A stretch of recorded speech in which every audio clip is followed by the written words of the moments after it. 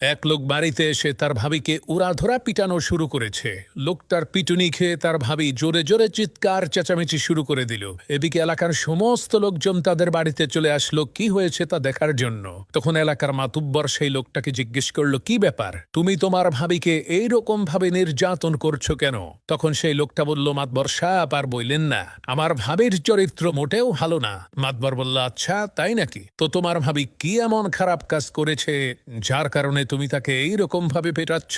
তখন সেই লোকটা বলল, মাতবর সাহেব কি বলবো দুঃখের কথা, আমাদের এই এলাকার যাকেই আমি জিজ্ঞেস করি, কি ভাই মোবাইলে কার সাথে কথা বলেন, আজব ব্যাপার, সবাই বলে তোমার ভাবির সাথে কথা বলি। তাহলে মাতবর সাহেব আপনিই বলেন আমার ভাবির চরিত্র কত খারাপ, সে এলাকার সমস্ত পরপুরুষের সাথে মোবাইলে কথা বলে। তখন মাতবর বলল, আরে বেয়াকুব, আসলে বিষয়টা এইরকম না। আসল বিষয় হলো ওই লোকেরা তাদের নিজেদের স্ত্রীর সাথেই মোবাইলে কথা বলে। এলাকার লোকজন যেহেতু সম্পর্কে তোমার ভাই হয়, তাহলে তাদের স্ত্রীরা সবাই তো তোমার ভাবি হয়। এ কারণেই সবাই বলে তোমার ভাবির সাথে কথা বলছে। মাতুব্বরের এই কথা শুনে লোকটা বলল, ও আচ্ছা, এখন বুঝলাম আসল কাহিনী।